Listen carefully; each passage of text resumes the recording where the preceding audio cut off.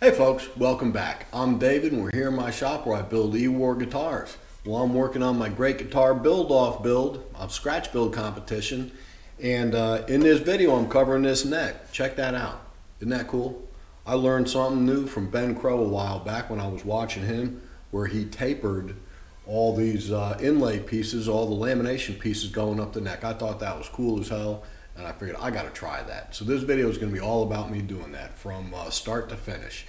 And this is kind of an in-between thing. This is not an official Great Guitar Build-Off video. This is where I'm going to try to tell the rest of the story that won't fit in the shorter videos we have to make for the competition. Anyway, I hope you all dig it. Stick around and watch. I think it's going to be great. It's a lot of fun. Anyway, check it out.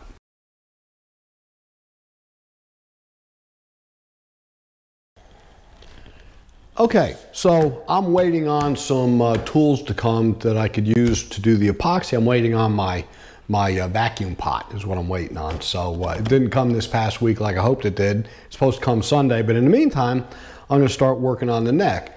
I've been checking that neck blank in the hot box the last few days. I put it back in, I milled it, got it to the blank shape and size, and I've milled it, I put it back in my hot box for a couple days and it's holding real stable now. It's staying real straight. So that's good news. I think I'll be able to use that really old piece of either Douglas fir or yellow pine, whichever it is. Anyway, so as any of you know that watched any of my other videos, I like doing a multi-laminate neck. I like running a couple of stripes up the middle or whatever. And I've always loved that. And I think it also adds stability to the neck too. But there was always something that just didn't seem quite right to me, and I wasn't ever sure if I was getting the width of the stripes wrong, or if I was not putting enough space in the middle, or whatever. I mean, I've tried it many different ways, and I like what I do, but I saw something the other day. I was watching Ben Crow do a neck, and what he did was, and I think that's the thing that I've been thinking about this whole time, that's something that just didn't set well with me. So I don't mean to be copycatting anybody, but I thought that was brilliant, and I think that's going to solve that little thing that's always been in my head. And what he did was he tapered his both the two runners or three runners, whatever he had. He tapered all that the same as the neck tapers. So the stripes wind up being wider down here than they are up here. And I thought, that looked beautiful. I mean, I just love doing it. So I think I'm going to try that on this one. And like I said, I'm not being a copycat. I know other people have done it too, but I saw that and I thought, hey, that's how you do it. You know, this is a learning process for all of us, or for me anyhow. And I thought that was a great little tip, and thank you for that, Ben. I appreciate it. Anyway, so in thinking of doing this, I'm trying to figure out how wide to make them at the bottom, how wide to make them at the top. So I think what I'm going to go for, to determine the taper, I'm going to measure from the nut to the 12th fret, which in this case, 25-inch scale length, it's going to be a 12.5 inch, 12.5 inches between those two. And I'm going to measure these two and determine the difference. And then I'm going to have two strips of flamed maple, and then the center is going to be the body wood of the neck. It's going to be that Douglas fir, let's say. Anyway, so I'm going to taper each of those. I'm going to take this difference and I'm going to divide by 3, and each one of those is going to taper 1/3 of the total taper between the 12th fret and the nut, if that makes any sense. And so that way we'll have 3 equal pieces, and they're going to taper from here to here. But I want to lay it out. So what I did was I took, this is a cut off of my neck blank. This is just a piece I cut off because it was too thick. And I'm going to lay out my neck on this with the headstock. This will be my neck. It's a 25-inch scale length neck. And this is the headstock shape I'm going to use here.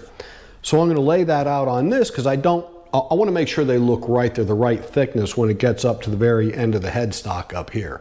So I'm going to lay that all out. I thought I would do it on this, and and just make sure it's all going to work before I start hacking up that really old piece of wood that I've been drying for forever.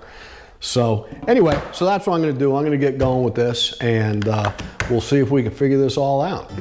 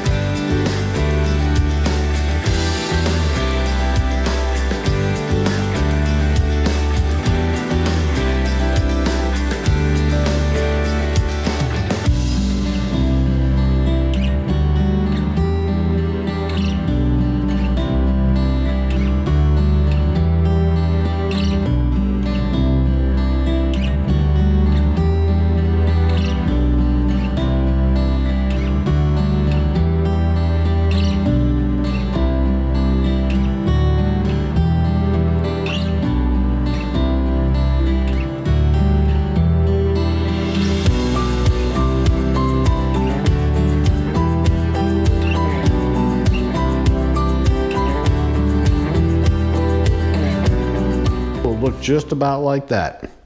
The green representing the original wood of the neck, and the two non-green pieces would be the two strips of flame maple, possibly with a little walnut mixed in too.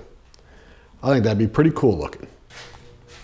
Okay, so I really like the way that turned out. I like the taper. I think it ends at a good width down here at the end of the headstock. I think it looks really good. So now what I'm going to do, and I also discovered I really like putting that tape on there, making my marks on tape, because marking with a number 2 pencil on wood, you just can't see it that well. So, and me being about half blind, I need all the help I can get. So I think I'm going to do that now. I'm going to start by, this is my neck blank. It's been in the hot box for probably a total of a month now. Every time I cut on it, I'd put it back in the hot box for another few days. And this last time I joined it and put it back in there, I did the final blank size I wanted to get. I joined it, it was perfectly flat, put it in the hot box, and it's no longer moving. So it looks like we're in good shape. Oh, and this is the piece of flamed maple I'm going to use for my two stripes I'm going to inlay in here. So, and I think that's going to further help to stabilize this neck and keep it all strong and sturdy. And also I've got some walnut veneer over here that I'm going to use to laminate on either side of these two strips that are coming out of the flame maple. So I think it's going to look pretty cool. But anyway, so now the first thing I want to do is I want to cut my center strip out of this board right here. And I'll plane both of those edges, or all 4 of those edges, so they're nice and straight. And then I'm going to start cutting up the flame maple. So anyway, that's what I'm going to do. So I'm going to get started right here.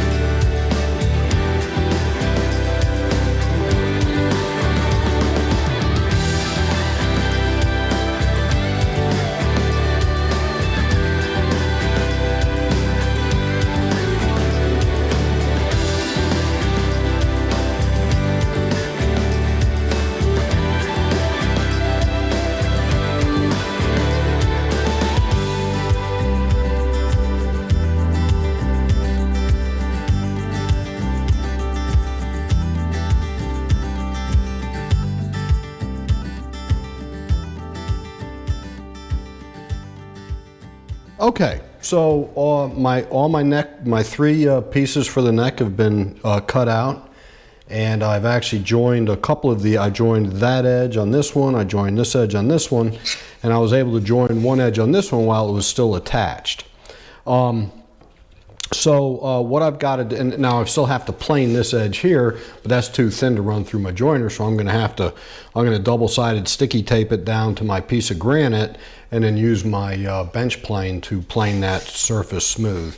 But this one here came out real nice, and I think that'll glue up very well. So now what I've got to do is I've got to cut my 2 inlay pieces, or the 2 flame maple pieces. So what I've done, I've gotten a piece and I've cut it. It's a little wider. This is about 1 3/8 wide, and that one's a little over 1 1/4 wide. So I'm going to start off a little big. So after I glue it up, I'm going to plane them again and get them all the same thickness. So what I think I'm going to do, I know now my width from end to end, and this is over 36 inches long. This length is 36 or 35. So I'm going to do the same thing with the tape because I really like that, because I can see it good.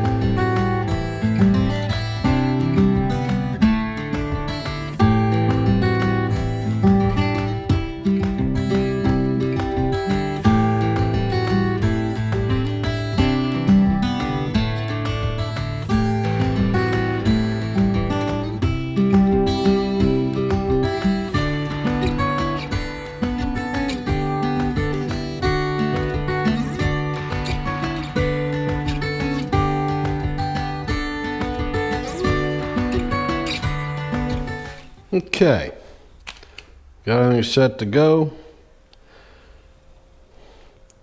Everything figured out, got all my tapers cut, got them planed to the right size, got my little lamination pieces going, got them cut the length, and I drilled some indexing pins in this thing to hold all those little pieces together while I'm clamping it up. Because as soon as glue hits that veneer, it'll start moving around. I want to try to keep it. Pretty good while I'm doing this. So I got my little index. I drilled an 1/8 inch hole, and I took some 1/8 inch dowels and I kind of sanded them a little bit small, so I didn't fight the pieces putting them on.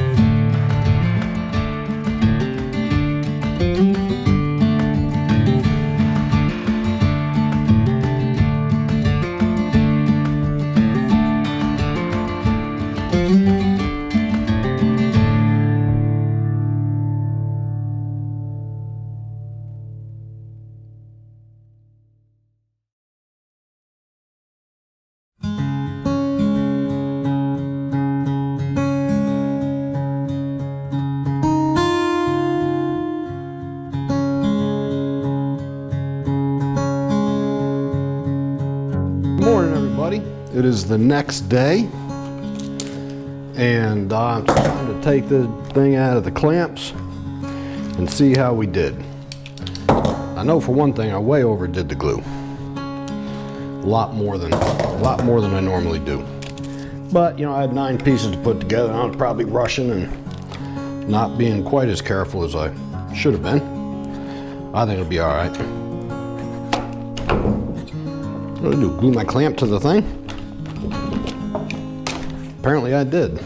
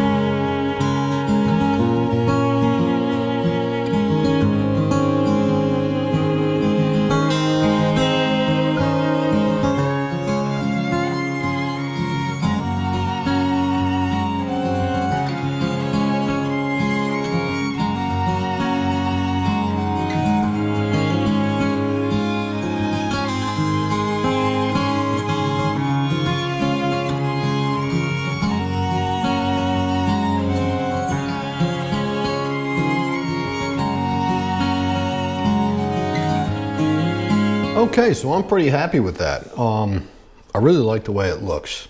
Came out really nice. I've got it sitting on my my spindle sander. This is the biggest machine surface I have in a place, so I always check it on this floor to see how flat and everything it is. And it came out nice and flat. I was glad, and I'm at 1 13/64. So on the thickness of the whole thing, so I'm good with that too. That's just a little over 1 3/16. And by the time I get finished, you know, probably planing it again. This thing's going back in the hot box for a couple days since so much was cut off of it. And once it comes back out of that, I'll probably run it through the joiner again just to straighten it up. And like I said, as long as I'm over 1.125 inches, I'm good with that. That's perfectly fine. It's really cool. So if you remember, I reverse oriented these two pieces of flame maple, and you probably can't see it in the camera, but the flames are kind of coming off at an angle like this. And I think that looks really cool, you know. And I'm pleased with both sides of the thing. I laid out the neck on it. I still haven't made the neck template, but just to give a visual for this, and I wanted to see it for myself. And I think it's really cool. I got about a little bigger than 3/8 of an inch all the way up on the side, so these are following really nicely with the taper of the neck, and I'm really pleased with that. I think the last thing I'm going to do before I put it back in the hot box is I want to now cut this width, because we're tapered, we're wider here than we are here, and I want to cut that same width, because when I go to cut the scarf joint in this these two sides need to be parallel, so I get a nice straight cut across the nut here. So I'm going to go ahead and lay that out, cut it down, rejoin the sides, so we've got a perfect rectangle basically, and it's going to go back in the hot box for a few days, and I'm going to go back and start working on those tops.